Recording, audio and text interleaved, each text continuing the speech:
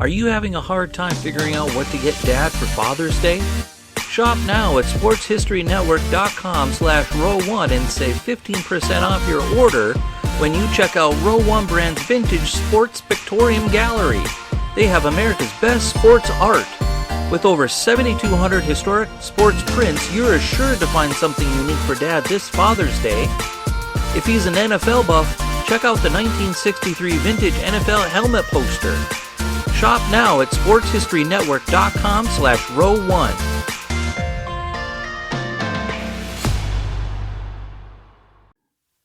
This podcast is part of the Sports History Network, your headquarters for the yesteryear of your favorite sport. You can learn more at sportshistorynetwork.com. Throughout the long history of golf, the PGA Tour, and really sports in general, there are so many names time has forgotten. Stars whose names just don't resonate with the fans of today, and sometimes their names don't even ring a bell with the stars who play the game now. Lloyd Mangrum is one such example. And on this episode of Sports Forgotten Heroes, we're going to take a look back and discuss the career of one of golf's forgotten heroes, Lloyd Mangrum. This is Sports Forgotten Heroes, a tribute to the stars who shaped the games we love to watch and the games we love to play. Stars who provided us with many thrills, but when their time was up, they faded away. We'll take a look back at their spectacular careers, their moments of fame, even if it was just for one season or just one game. And now, here's your host, Warren Rogan. Hello and welcome to Sports Forgotten Heroes, episode number 117, Lloyd Mangrum. Known as the Icicle to many, Mangrum is truly one of golf's forgotten heroes, a star who won 36 times and was the 1946 U.S. Open champion. He played on the tour at the same time that such legends as Ben Hogan, Sam Snead, Byron Nelson walked the fairways as well.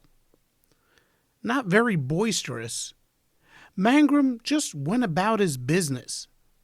The name or magnitude of the tournament never mattered to Mangrum. If it paid well, that's all he cared about. After all, playing golf was a business for Mangrum. It was the way he made a living. But reaching the heights he didn't come easy. In fact, Lloyd never finished high school, went to work as a caddy, and then joined the tour.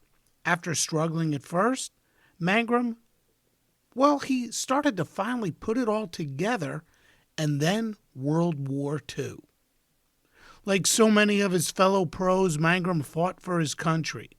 After the war and after recovering from an injury, Lloyd came back, and that's when his career really took off. And joining me today on Sports Forgotten Heroes is noted golf writer and author Peter May, who recently released a terrific book called The Open Question. Published by Rowman and Littlefield, The Open Question takes a look back at the controversy surrounding the 1942 Hail America Open. And this is a tournament that I'm going to cover with Peter in a later episode. Put on by the USGA, this tournament featured terrific displays of golf by a few of the aforementioned golfers, including Mangrum. And Peter is here to talk about the great career Mangrum put together on today's episode. But before we get to Lloyd and his career, I need to mention a few things. Please follow Sports Forgotten Heroes on Twitter at SportsFHeroes. Look for the Sports Forgotten Heroes page on Facebook, and please visit my website, sportsfh.com. This is a terrific way to learn more about the forgotten stars I talk about and more.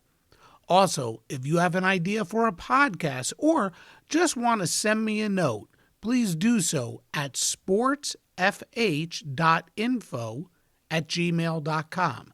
That's sportsfh.info@gmail.com. And if you can, especially if you are listening on Apple Podcasts, please give Sports Forgotten Heroes a 5-star rating. And as always, thanks for your support. Okay, here we go. Let's get into today's show about Lloyd Mangrum with my guest, Peter May.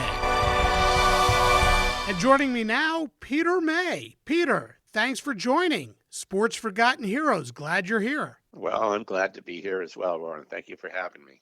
So, Peter, just tell me a little bit about yourself. Let our listeners know a little bit about yourself, your interests in golf, what you do, and how you came about to be such an expert.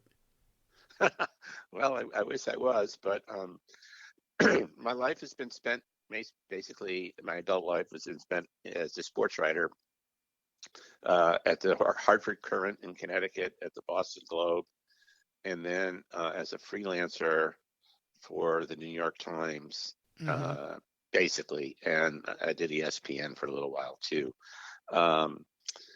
But it was mostly stuff I did. There wasn't a lot of golf in there. I did some golf for the New York Times, but not a lot. And I've always enjoyed golf history. I've always thought it was fascinating.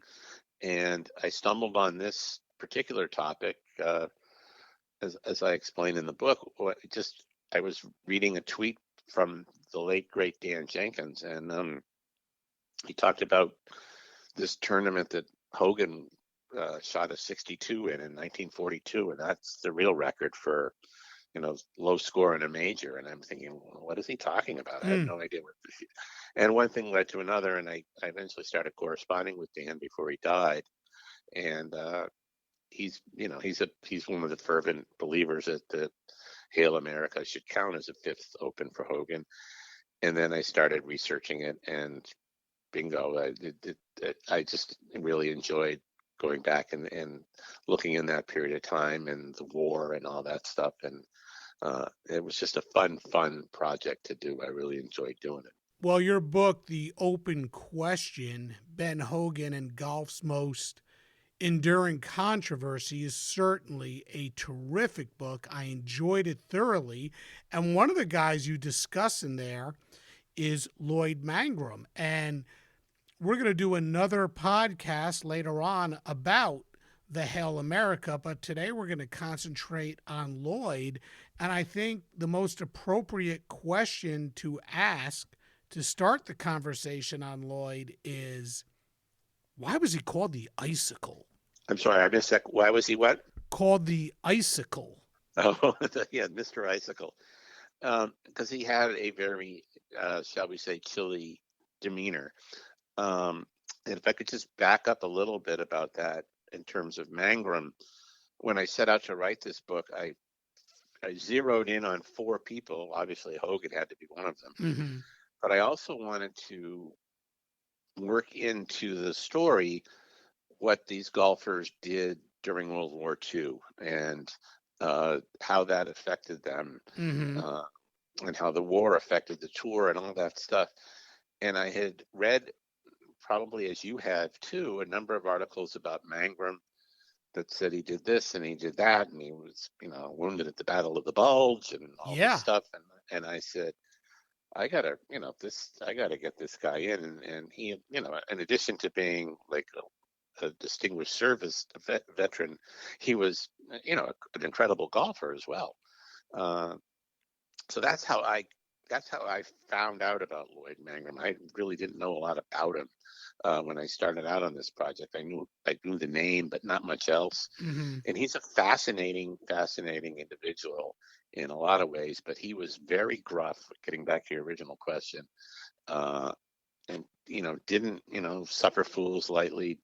Really wasn't out to make friends. He just kind of played his round of golf, and he liked to play cards afterwards. And it was a different kind of tour back then. Obviously, you didn't have the TV, you didn't have the media, presence that you have now. So, I mean, for instance, he was able to, in his very first competitive round at Augusta National in 1940, he shot a 64. Yeah. Which stood as the best round at Augusta for, 30 years or something. And, but he didn't go into the media room afterward, talk about the round and tell you what shot he hit on 13 and what club he used on 15 and all that stuff. So we don't have a whole lot of information about what he did on that round, but I'm not sure. I'm not sure he would have done it anyway, even if he could have. He just wasn't an overtly, friendly guy. He wasn't a bad guy, but he wasn't an extrovert, I guess is the best way to phrase it. He kind of stuck. He had his card games, he had his wife, and he had his golf, and those were the three things that really appealed to him, I guess. Well, how would you compare his personality, let's say, he being the Icicle, Hogan the Hawk, and many people would think that in a way you might have just described Hogan when he Right. walked a golf course. His concentration level was off the charts, and, it was about the game. But similar with Mangrum, but Mangrum also took that away from the golf course. Would that be correct? I think so. I mean, the thing I think that differentiates him from Hogan is that I think once the round was over for Hogan, he was more outgoing, perhaps, than Mangrum was. There's no question. You're absolutely right. On the golf course, Hogan was, dialed in, and there are a number of stories about guys who played with him who were thinking, would he please hurry up? Would he please do this? Would he please do that? But no one had the, audacity to say anything to him about it. So he would do what he wanted, and I don't think Mangrum was like that. He was dialed in as well, but I think Hogan had that, that aura that he just didn't bother him, and Mangrum wasn't quite like that. But Mangrum was just his personality. I guess prickly is a good way to describe it. He was that way on the course, and he was that way off the course. And I think Hogan was more of a, I think Hogan understood things when he got through. And I think there's a part in the book where I write where there's a picture of them after some tournament, and Mangrum won it and Hogan didn't, and Hogan's smiling and Mangrum isn't. And I'm thinking, he's looking like his dog just died. And I think that's sort of the way I came to look at him. And I think he understood that to a certain degree the more he got separated from the game after he retired. And he finally went out and sought out Jim Murray, the great columnist for the LA Times. And Jim Murray wrote the column as Sports Forgotten Hero, or Golf's Forgotten Hero, which fits right into what your podcast is about. And he is a forgotten hero. He's one of the great players of that era that very, very few people know about or can speak with any kind of knowledge about. And that included me until I started researching this book. And he's just a fascinating guy, and he really deserves a biography. Somebody should write a biography about him, because he's really, really interesting. He did a lot of great things. Yeah, including winning golf tournaments. He won 36 of them, and not too many people know about Lloyd Mangrum. How good a golfer was he? He was a terrific golfer, and in that span post World War II for like 10 years, he was every bit as good as any of those guys that play in terms of number of wins, in terms of money won. He was as good as any of them. He didn't win majors. That's the one thing he didn't. He won the 46 Open, which was the first Open after World War II. And then he didn't win another one. But he was he won the Vardon Trophy for 2 years. He was a Ryder Cupper with impeccable record, especially he was a team captain. So he was a terrific golfer, and he was justifiably placed in the Hall of Fame. Maybe a little later than he should have, but he's in the Hall of Fame, and he belongs in the Hall of Fame.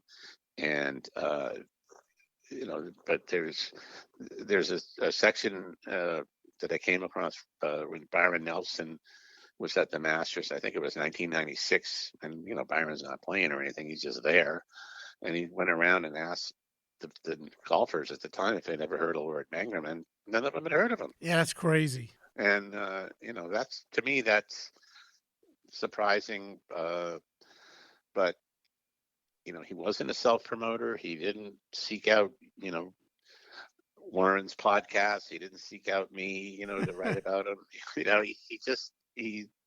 His idea was he plays golf, he makes money, and that's how it is. And I think at the end of his life, he sort of recognized it. Maybe he should be, recognized for that. But I think still to this day, people don't know a lot about him.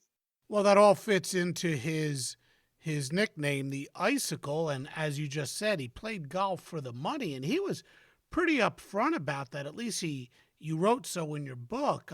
He was in it for the money. It was a way to make a living. In fact, I guess be it the Masters, the U.S. Open, whatever the tournament was called, he didn't care.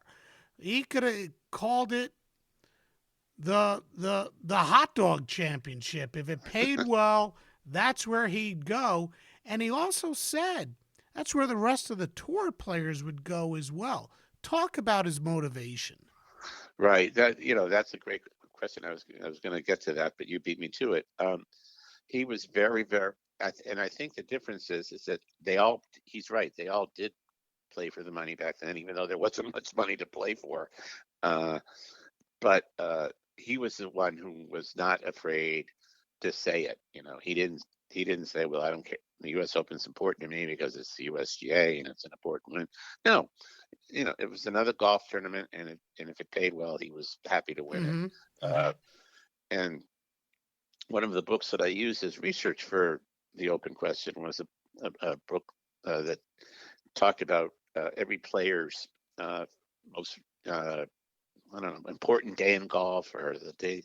And for Mangrum, it was the day that he won George May's tournament at the Tam O'Shanter, because due to a number of things that happened afterwards, he ended up winning $22,000 for the week, and that's like a year's pay for those guys. Yeah, the top guys, and to him, that was his most important day in golf because he won the most money, and that's what he was out there to do. He was not apologetic about it. He was upfront about it. And I think he's right. I think the other guys probably felt the same way. Some of them, like Jimmy Demerit, like to have a little fun. And, if it meant he finished, 10th instead of 3rd, so be it. But his motivation going out there was to make money. And the same was for Hogan. I don't think there's any difference there. Hogan just wasn't so vocal about it. And the thing that you have to remember about all of these guys, I mean, Hogan, Demerit, Mangrum, a lot of they came from like pretty grinding poverty. Yeah. Growing up. And so that was important to them to be able to make money, to provide, to, have a subsistence, not be, living under a bridge somewhere. And so I think that drove him as well. I mean, he didn't have a great upbringing, and he needed to get out there and make some money, and so that's I think what motivated him as much as anything. Yeah, so let's go back to the beginning. Let's go back to his upbringing. How did that affect his demeanor? How did it affect his goals and his attitude towards the game of golf, and I guess life in general? Yeah, I mean, it was pretty tough. He was born in Trenton, Texas in 1914, and it was I don't know, 5 or 6 kids, and it was a large family. I didn't really go into his, background that much because I really wanted to focus on what he did, during the war and stuff. But it was, he and his brother left the house early in their teen years and moved to California. I mean, Mangrum never graduated from high school. Hogan never graduated from high school. Demerit never graduated from high school. They just they learned to play by caddying. That's the way you did it back then. Mangrum learned to play. He had an older brother named Ray, who was an accomplished player in his own right, and got him, good caddying jobs at certain tournaments. And so that's how he sort of learned how to model his game after the players he caddied for. If he liked to swing, he would model his swing after this player, putting, and so forth and so on. But it wasn't easy for any of them. I mean, for Hogan, any of those guys, the money there wasn't a lot of money, and it was a really kind of a tough drive to get to where you wanted to get to back then. And the one advantage that Lloyd Mangrum had that the other guys didn't have is that he got married at a very young age. I believe it was 23, to a woman who was probably 10 years older than him, and had children who who weren't that much younger than Lloyd, but she had a steady business as a hairdresser in LA, and he was able, that removed one of the real, sticking points in any kind of development, because he didn't have to worry about a house. He didn't have to worry about, where source of income, because the money from his wife's business came in. So that really helped him. And Hogan didn't have that.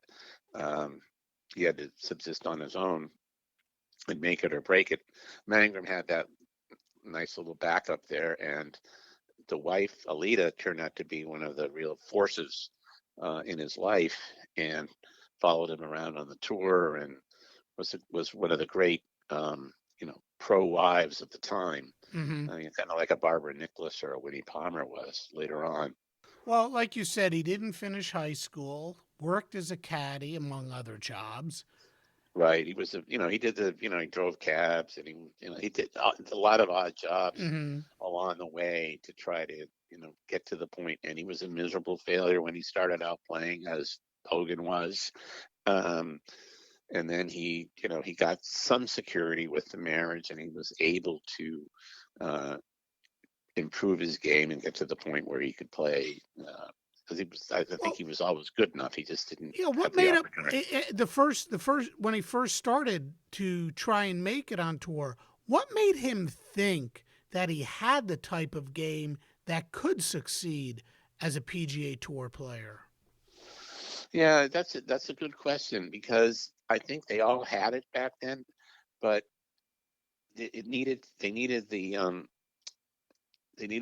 imprimatur of the paycheck, I guess is the way to phrase it. He knew he was good enough. I mean, his brother helped him. His brother got him into tournaments. He finally won a tournament in Pennsylvania. I want to say like 1937, 38, somewhere in there. A state tournament in Pennsylvania. His brother at the time was a pro at a club outside Pittsburgh, and got him in, even though I don't think he was supposed to be playing in it, but he did. And I think he always knew he was good enough. He just needed to have the affirmation and the opportunity, and that was true of so many of them back then.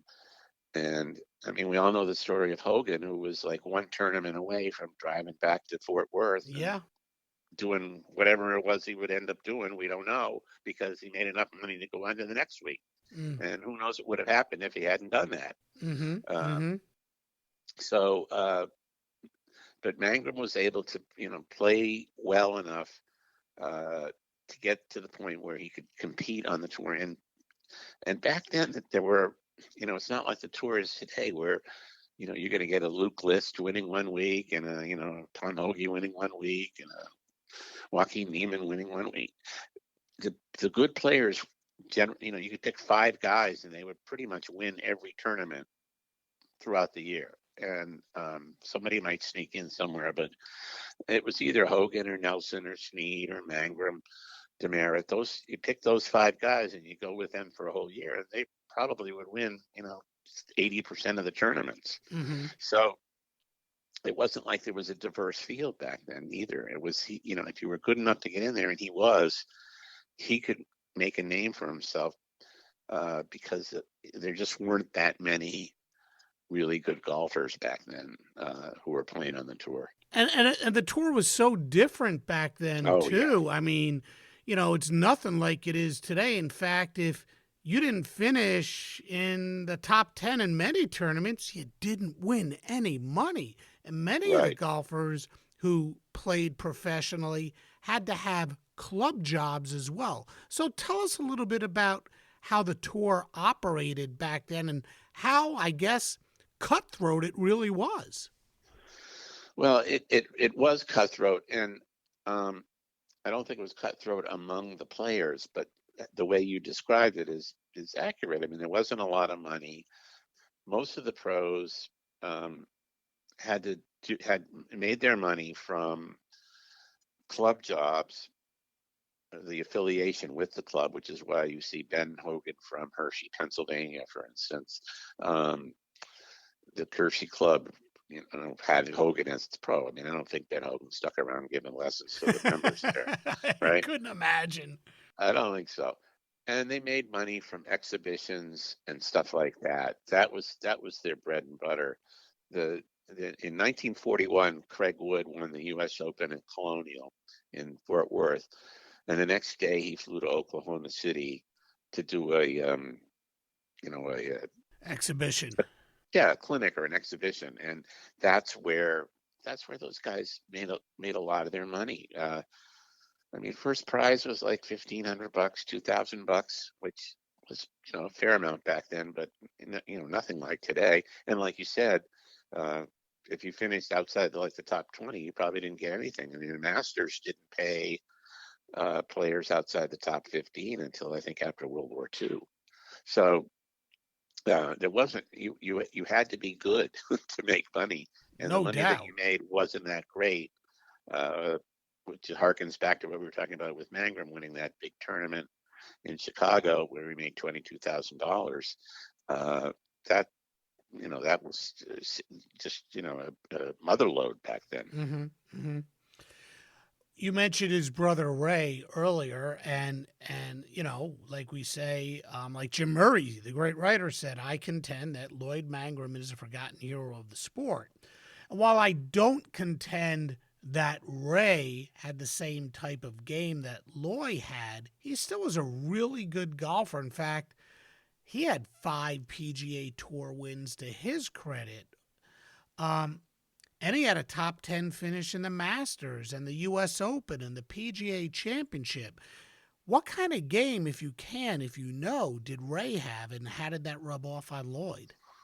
Well, I think it helped Lloyd a lot to have an older brother who was as good as he was and who was connected as he was. I mean, I think that's just as important as the ability was the fact that Ray knew people from being out on the tour and playing on the tour and playing amongst professionals, and he was able to steer Lloyd in this direction or that direction, and I think that was huge for Mangrum. Ray had from what I can tell, he had, like you said, he had a pretty good game. He was still winning tournaments in 42, 43 in there, but I think he was more inclined to the party life than his brother was. I think that's I'll leave it at that. Take it to your own imagination. But I think Lloyd got the serious gene in the family, maybe. Ray was a good player, there's no question about it, and I think it was hugely impactful for Lloyd to have that older brother who gave him his first golf club when he was a kid, and kind of moved him along, and that was something that he had that a lot of the other guys didn't have. Mm-hmm. Now back to Lloyd, and you touched on this just before. He was a caddy, tried his hand at playing on tour, didn't go too well. So if you can, talk about his first experience on tour, and then how returning to being a caddy helped him prepare for his second go at it as a tour professional.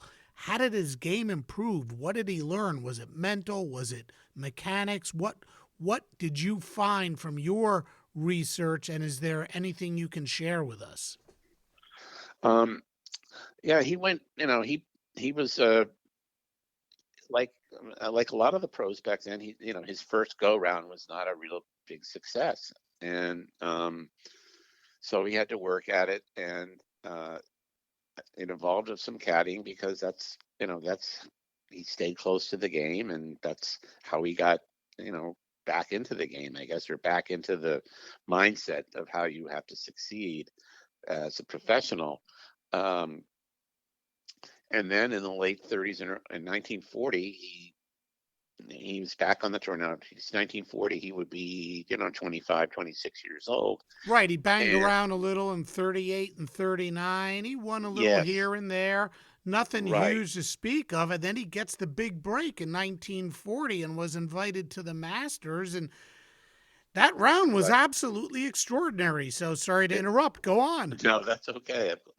Um, he did, and he got invited to the Masters because he had been one of the top players on the tour up until that point. I mean, the Masters, trying to figure out who got invited to the Masters and for what reason, up through like, I don't know, 20 years ago, is like crazy. I mean, they kept changing things. They kept doing, everything was different.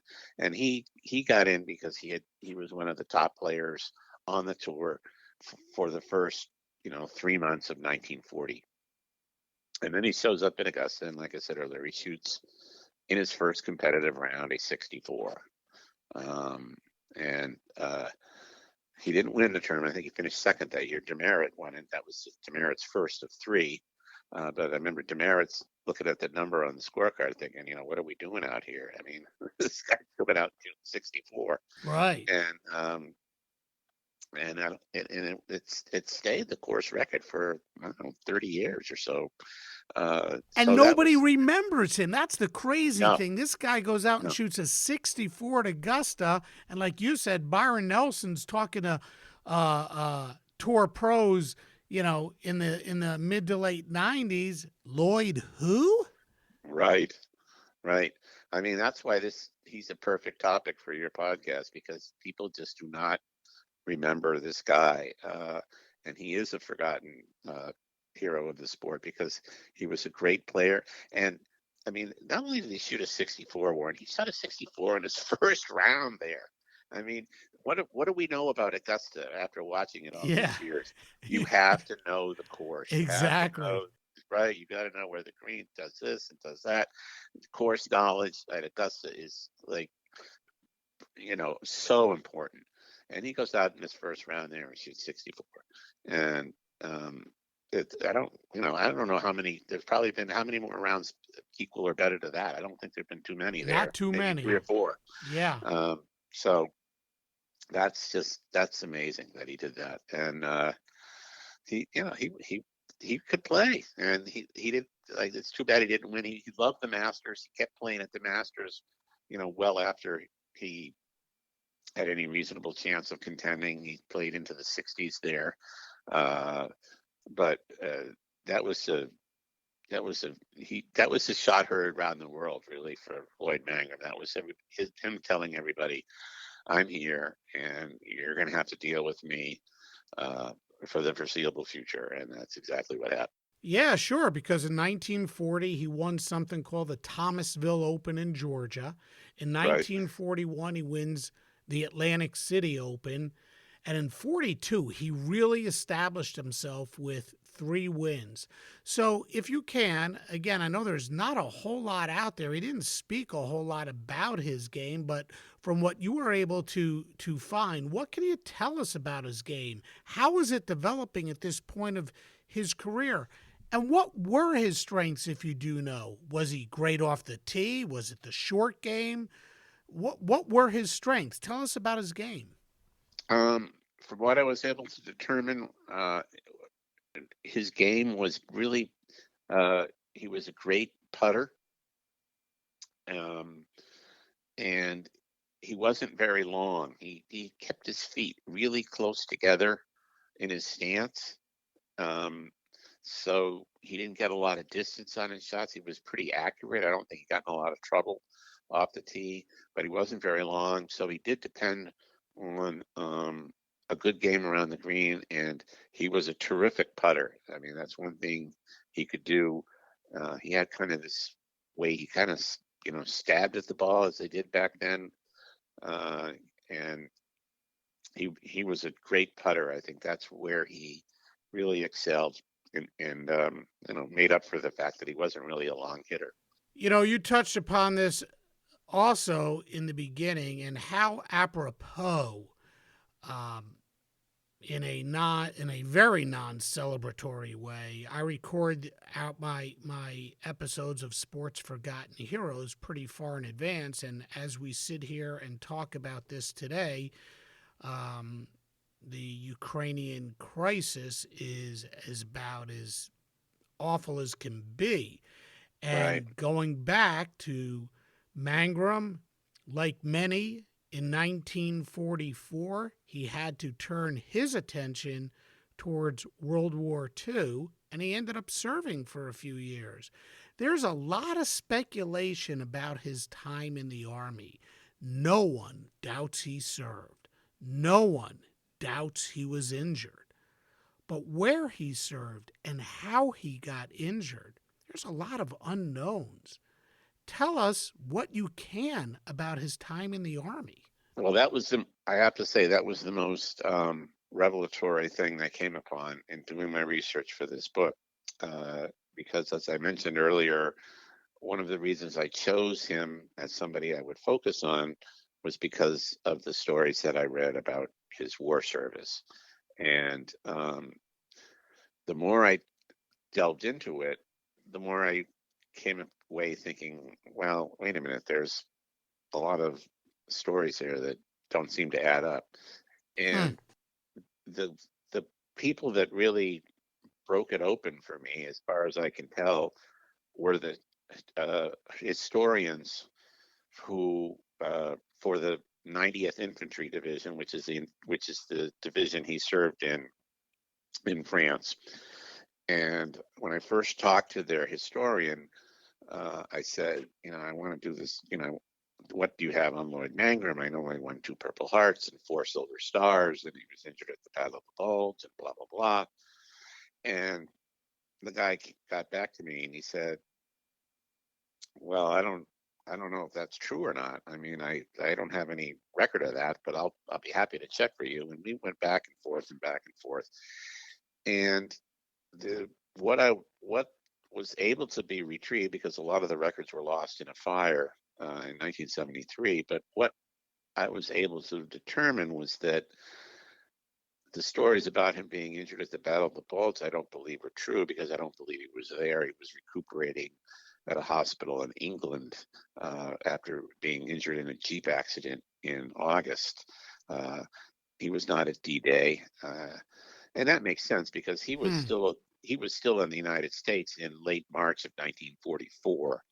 So the idea that he would be pressed into service, on June 6th seems to be rushing it.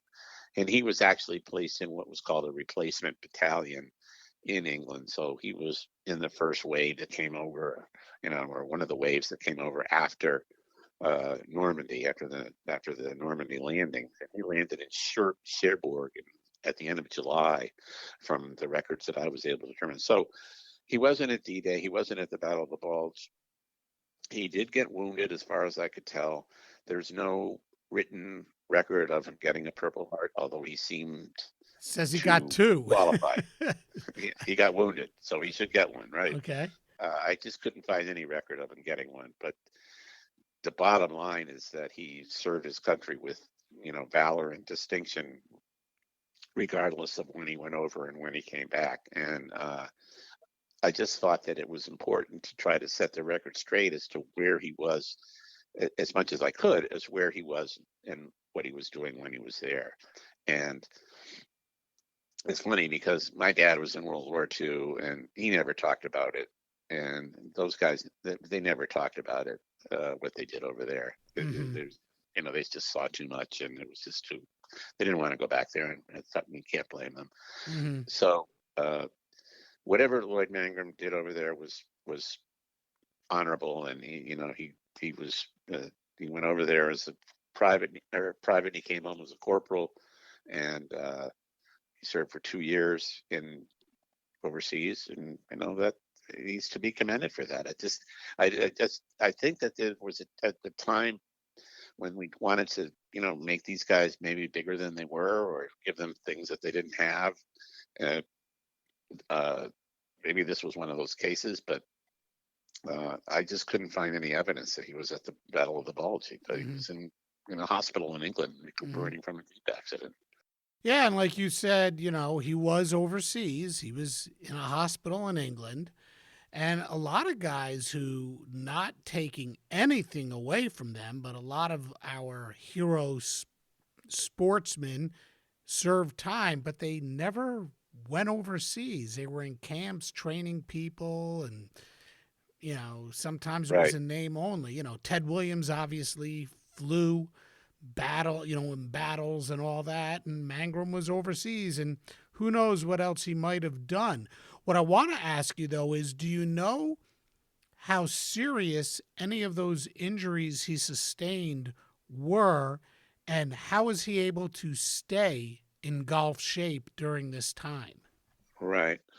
Well, I think the most serious injury that occurred to him was the Jeep accident, which was in August of '44, and he broke his upper bone in his arm and his shoulder blade, I believe. And at the time, the doctors were really, this kind of harkens back to the Hogan accident. You're never going to walk again. You're never going to do this again. You're never going to do that again. And they told him that he'd be very, very lucky if he'd ever could swing a golf club again, just because of the damage was done to his arm. So that was the worst thing that happened to him from an injury standpoint. He got nicked a couple of times with bullets. If what he says is true, and I have no reason to doubt him, but the real serious injury was from the Jeep accident, and that was a friendly fire, if you will. He was driving a Jeep with another guy in the Army, and they just had the accident. So, but he was able to he recuperated enough in England to.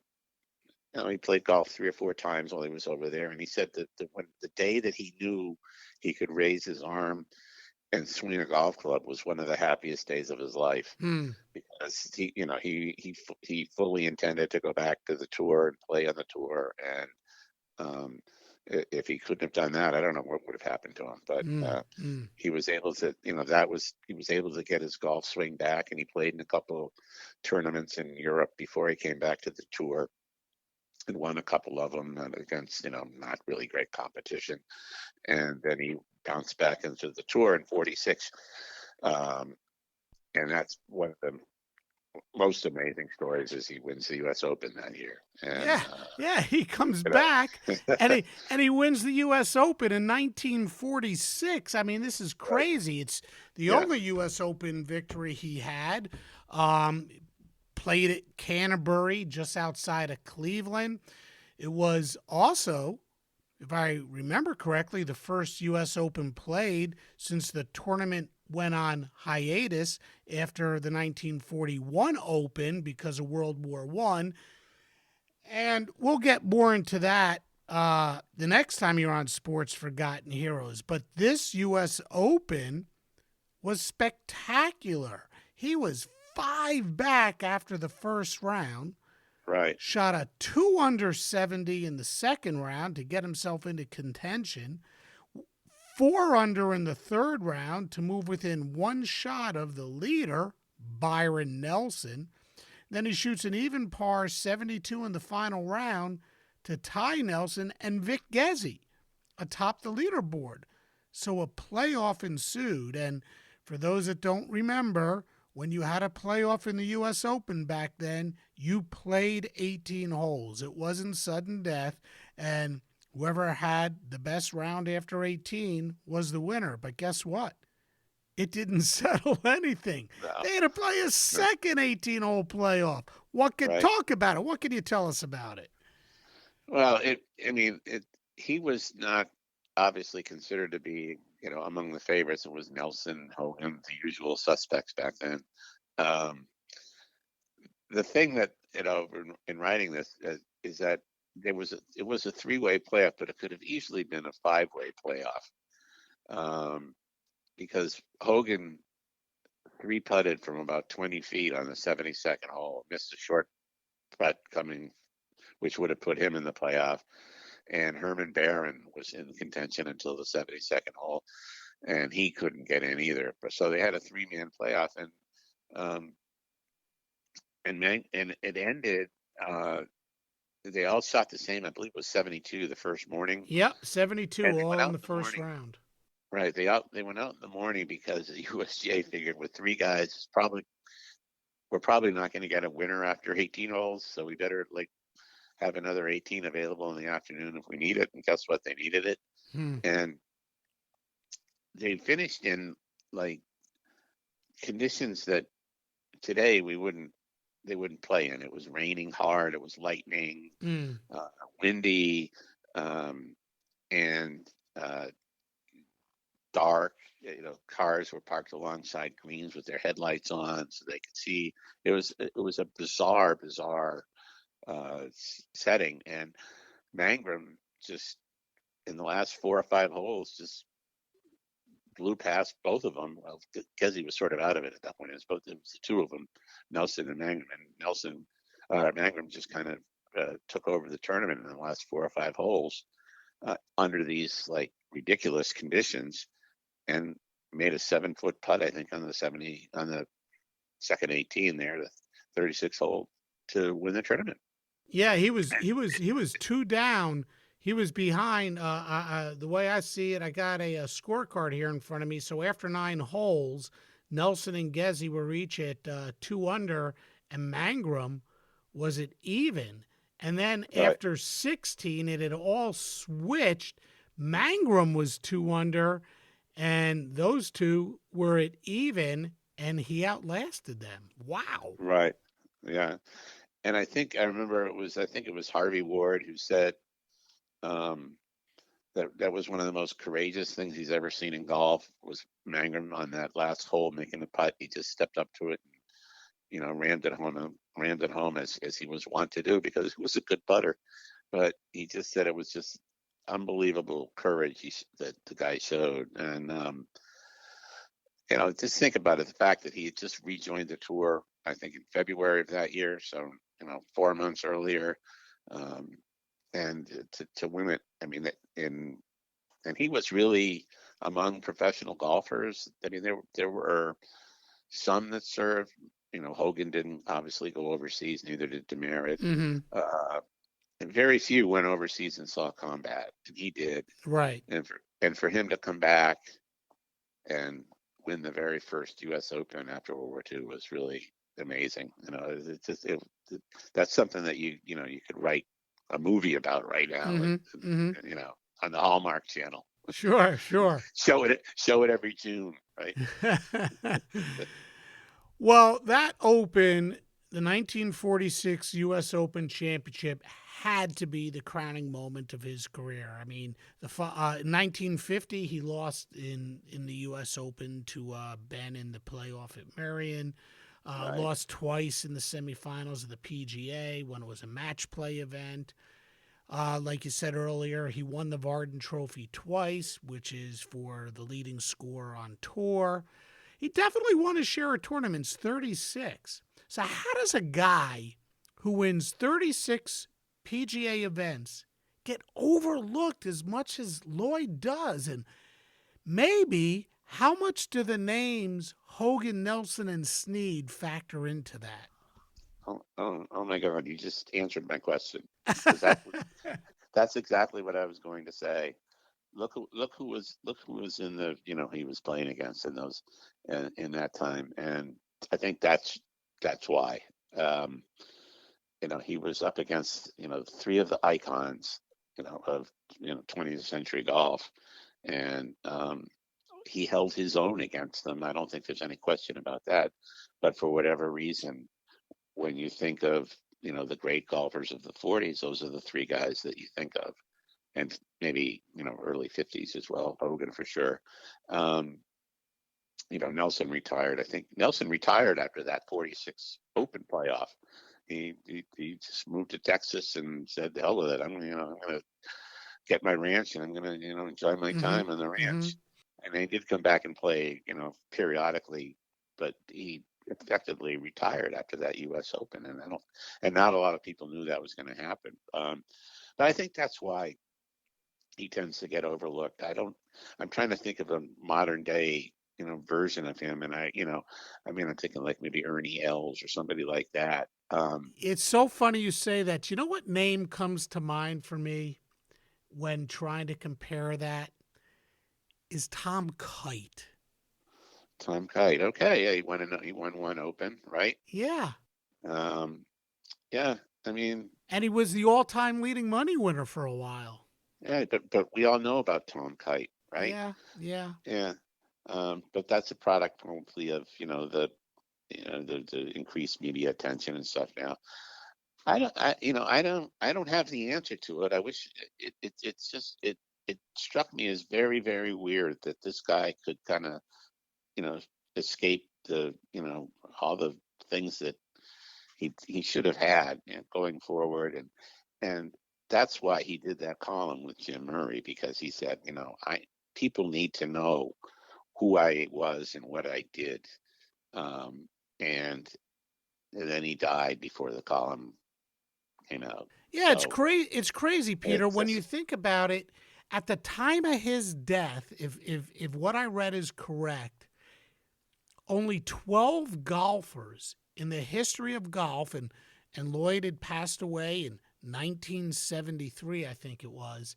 Right. Only 12 golfers who ever played up to that point had won more tournaments than him. And like we said before, guys that were currently on the tour in the 1990s had never heard of him. I just can't wrap my head around this. Why was his career, gosh, I hate to use this, so underwhelming in the annals of golf history? Right. I wish I had an answer for that. I just think part of it was because of what we just talked about, of there were the three larger than life. There was, Nicholas, Woods, and Palmer, of their age, and those were the three guys that kind of drew all the attention. I think some of it has to go back to the fact that he was not a self-promoter, and that he didn't really have any interest in promoting himself. He just was, for him it was, well, how much money did I make this week, and what does that do? How does that look? That sort of thing. I think that's what was important to him, supporting his family and supporting himself. And he didn't care about the fact that he won a U.S. Open. I mean, he was happy to win the U.S. Open, and it led to a job at Tam O'Shanter where he got a lot of money, but it wasn't, in his mind, his most important win, because it wasn't the one that got him the most money. He was just a different dude. I mean, I just think he looked at things, I don't want to say Machiavellian, but it was really a means to an end for him, in terms of what can I do, in terms how much money can I make this week, and what's the best way to do that, and not be I'm not going to go talk to the press. I'm not going to be I'm not going to be like Jimmy DeMerit or Sam Snead or any of those guys. I'm just I'm going to play cards afterwards with my friends, and I'm going to go home to my wife. And that's what he did. So if he'd been a better self-promoter, and I think that was, at the base of his request for the Murray column, as he realized, I got to self-promote myself because no one else is going to do it for me. And I'm not going to, I'm going to die in obscurity if they don't realize who I was. And it's kind of sad in a way, because he never should have had, the column never should have had to be written. Yeah, And, yeah. But I'm glad it was, because it did, refocus our attention on a really, really great player. And as Murray wrote, there was Hogan, and there was Snead, and there was Nelson, but there was also Mangrum.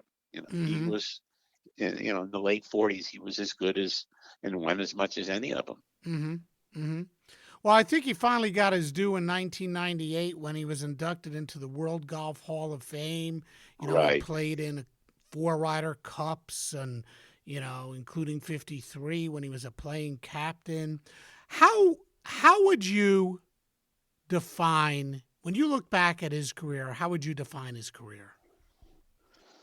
I mean, I think he had a terrific career. I mean, I think the Tom Kite analogy is, who's also in the Hall of Fame, by the way. I think that's a very apt analogy. Here's a guy, a great player. He won one major, and so did Mangrum.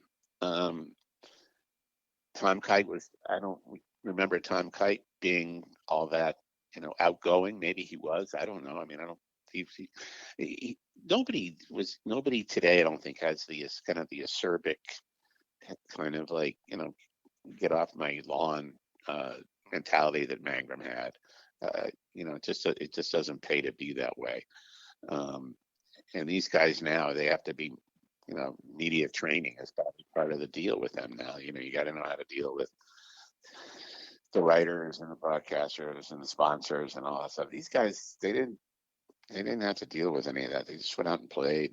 Mm-hmm. And I told this story when I was talking about the book, various book talks that I gave. And I remember watching a tournament, a pre-tournament. I think it was, I don't know what tournament it was, but John Rahm was walking down the fairway. It was, it was a practice round. And so he's had shorts on, and there were like 5 guys around him. There was his caddy and his swing coach and his, his mental coach or whatever. And you just think like Ben Hogan, like walking down the fairway in a practice round. It would be Ben Hogan and his caddy. And would his caddy have the yardage book and tell him what to hit? No. Ben Hogan would say, give me the 6-iron. That's what I need to hit. I mean, it was so different. And I think, that's part of it too, is that there wasn't a lot of, media attention back then. And the guys who got the media attention were the Hogans and the Sneads and the Nelsons, and demerits to a certain extent. And Mangrum just kind of fell through the cracks because he allowed himself to do that. But